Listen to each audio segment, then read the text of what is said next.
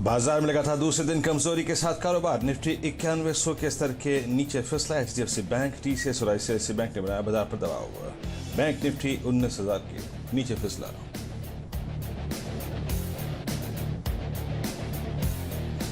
आज राहत पैकेज 3 में अलग अलग सेक्टर को रियायत का ऐलान कर सकती है वित्त मंत्री। फिशरीज सेक्टर को मिल सकती है करीब 20,000 करोड़ रुपए का पैकेज। इंफ्रास्ट्रक्चर को भी आज मिलेगी तवज्जो। सीएनबीसी आवाज की एक्सक्लूसिव खबर।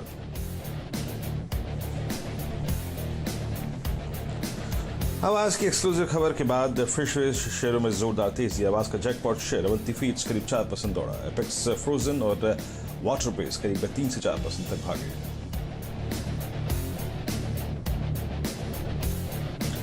कमजोर बाजार में मेटल शेयर चमके। 4 से 5% दौड़ा। हिंदुस्तान जिंक, सेल, जेएसपीएल, हिंडाल्को, टाटा स्टील में अच्छी खरीदारी।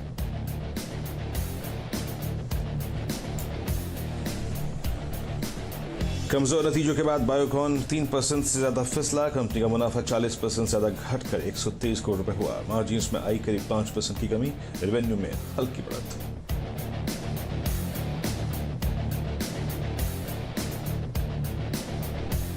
आ जाएंगे सिप्ला के नतीजे। कंपनी के लिए सुस्त रह सकती है चौथी तिमाही। आज आय और मार्जिन्स पर दबाव का अनुमान। एमएनएम फाइनेंशियल और टाटा केमिकल्स के तिमाही नतीजों का भी बाजार को इंतजार।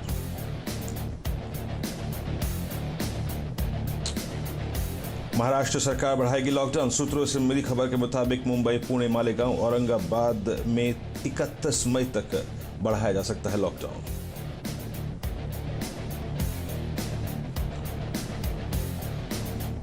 और बद्रीनाथ धाम के कपाट खुले। मुख्य पुजारी की मौजूदगी में सुबह 4:30 बजे ब्रह्म मुहूर्त में खोले गए कपाट। कोरोना लॉकडाउन की वजह से श्रद्धालु नहीं हो सकेंगे शामिल।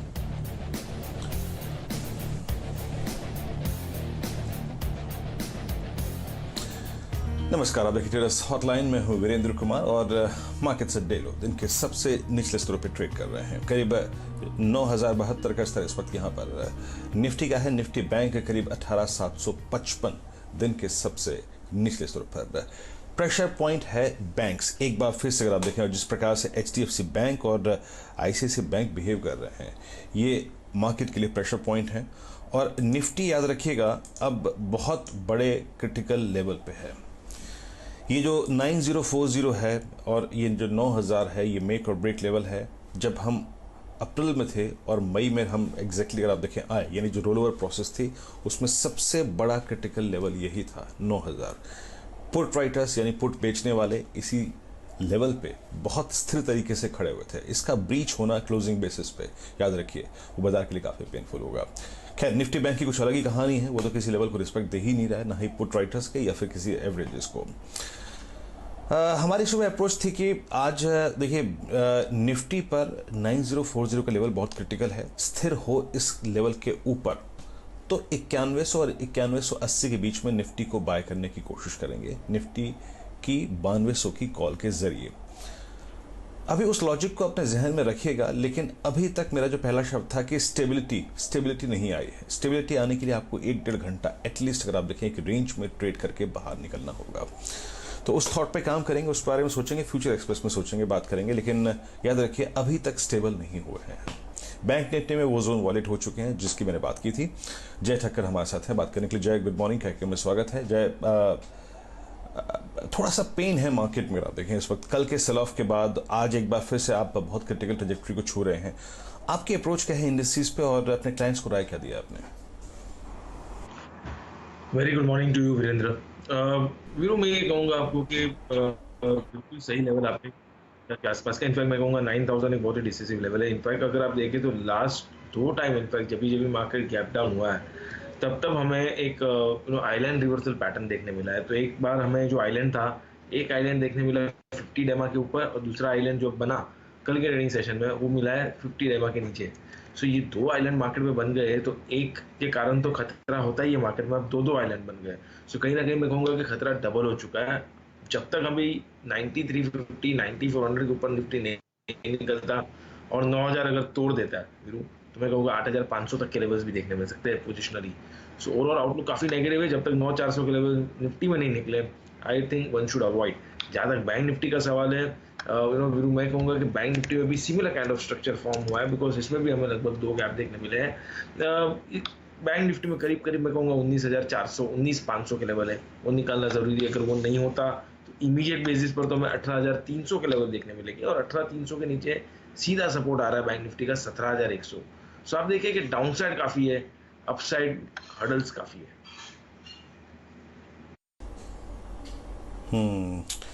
चलिए, थोड़ा स्टे लाइट ऑन इंडेक्स, इस बात पे कोई दो राय नहीं है, क्योंकि निफ्टी पे क्रिटिकल लेवल बेहद नजदीक है। बात करते हैं दर्शकों से अब। अपना प्रश्न लेकर हमारे साथ मयूर है मुंबई से। मयूर, गुड मॉर्निंग, प्रश्न पूछिए अपना। हाँ, गुड मॉर्निंग। गुड मॉर्निंग, प्रश्न पूछिए अपना। हाँ, मेरे पास भारतीय एयरटेल का 570 का कॉल है, 20 रुपीज। भारतीय एयरटेल का 570 का कॉल है आपके पास। ओके, 570 का कॉल स्ट्राइक आपने लिया हुआ है, आपका ब्रेक इवन है 20। 548 पे ट्रेड कर रहा है, और अगर मैं इस बाजार से इसका कोरिलेशन देखूं ना, आई मीन ये स्टिल बहुत स्ट्रॉन्ग चार्ट है जय, और 10 डेमा के ऊपर कल के अगर आप देखें ओपनिंग पॉइंट को, हाई को क्रॉस करने की कोशिश कर रहा है। ओपनिंग को कैसे अप्रोच करें? क्या इस ट्रेड में कमिटेड रहें? कभी भी ये इनको एक प्रॉफिट दे सकता है क्या? आपकी अप्रोच क्या है? या फिर किसी डिसेंट स्टॉप लॉस के साथ बने रहे? स्टॉप लॉस के साथ ही बना रहना चाहिए वीरू, बिकॉज अगर आप देखिए कि इसमें अपमूव अच्छा आया है, इनफैक्ट ऐसा डिस्क्लेमर होगा, हमने भी हमारे फ्रेंड्स को रेकमेंड किया था और प्रॉफिट बुक करने की सलाह दे दी है। अभी इंपॉर्टेंट ये देखने मिल रहा है वीरू कि इसमें 570 के ऊपर ही नहीं निकल पा रहा है। इनफैक्ट लास्ट जो मैं हाई देखने मिला था 568-85 का देखने मिला था ऑन 18th ऑफ फरवरी। 18 फरवरी के बाद अभी ये महीने में 13 तारीख को ही 569.75 का हाई किया। तो अगर आप देखिए कि दोनों दफे 570 के लेवल निकल नहीं पाया और उनके पास वही स्ट्राइक पड़ी है। सो मैं कहूँगा कि वहाँ पे रेजिस्टेंस बहुत बड़ा है। करीब करीब 8.5-9 रुपए के आसपास का स्टॉप लॉस लगाइए 570 के कॉल में। अगर वो होल्ड कर जाता है और इसमें अगर 570 के लेवल निकलते तो फिर 605-610 तक के लेवल्स भी देखने मिलेंगे भारतीय में, और उसके होते हुए तो मैं कहूँगा कि लगभग इसका वैल्यू जो करीब करीब वही 14 रुपए के आसपास है, वो आपको 24-25 रुपए तक तो मिनिमम देखने मिलेगा, एंड मैक्सिमम लगभग 35-40 रुपए तक देखने मिलेगा। तो ये दो टारगेट बनेंगे अगर 570 निकला तो। अगर नहीं हो तो यहीं से रिवर्स होगा वीरू, और अगर 50 डेमा को फिर से टेस्ट करने आता है 500 के करीब अगर रिट्रेसमेंट आता है, सो आई थिंक खतरा बढ़ जाएगा। सो उसे रोकने के लिए आई थिंक करीब 8.5-9 रुपए के आसपास का स्टॉप लॉस बना है। ओके सर, आपको स्टॉप लॉस मिल गया और टारगेट्स भी मिल गए हैं, आपका चार्ट फिर भी स्ट्रांग है, स्टेबल है। अच्छा, हमारे साथ अब हैं भार्गव पटेल आनंद से अपना प्रश्न पूछने के लिए। मिस्टर पटेल, आप मुझे सुन पा रहे हैं क्या? हाँ, बोलिए सर। हेलो।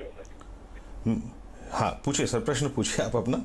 या मैंने जी लिमिटेड लिया हुआ है, जील 161.25 पैसे पे। हाँ, ओके। हाँ, तो मुझे उसमें क्या करना चाहिए? होल्ड रखना चाहिए, प्रॉफिट बुक करना चाहिए यहाँ पे? 161। हाँ, 161.25 पैसे पे। आज सुबह सुबह आपको 10 रुपए का प्रॉफिट मिल रहा था सर। हाँ, मैंने 10 रुपए प्रॉफिट मिल रहा था सुबह सुबह आपको। अभी ऑल दो करीब 4-5 रुपए। सर, इस मार्केट में जब ये बड़ा कोलैप्सिंग हो रहा है, आई मीन हर जो मोमेंटम है वो सोल्ड आउट हो रहा है, बदल जा रहा है, फिजल आउट हो जा रहा है, तो कोशिश कीजिए कि आप अगर ट्रेडिंग कर रहे हैं तो प्रॉफिट्स को कैश में कन्वर्ट कर लें। ऑल्दो इस चार्ट की एक प्रॉपर्टी ये है कि ये पिछले 4-5 सेशन से स्ट्रेंथ दिखा रहा है। 20 डेमा के ऊपर निकला, 10 डेमा के ऊपर निकला, कल 50 डेमा के ऊपर क्लोजिंग थी। आपकी राय क्या रहेगी जय, कैसे अप्रोच करेंगे आप इस ट्रेड को? और अभी प्रॉफिट में है, इसको कैश में कन्वर्ट करना अच्छा रहेगा या फिर अभी होल्ड करें इसको? कौन सा स्टॉक है ये? जी एंटरटेनमेंट की बात कर रही है।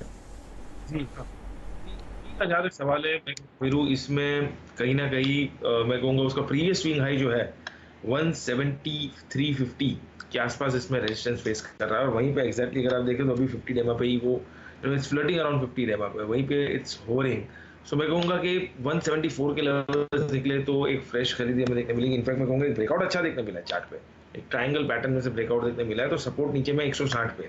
सो अगर ऑलरेडी बाइंग पोजीशन है तो मैं कहूँगा 160 के साथ इसमें बने रहे, 160 के स्टॉप लॉस जरूर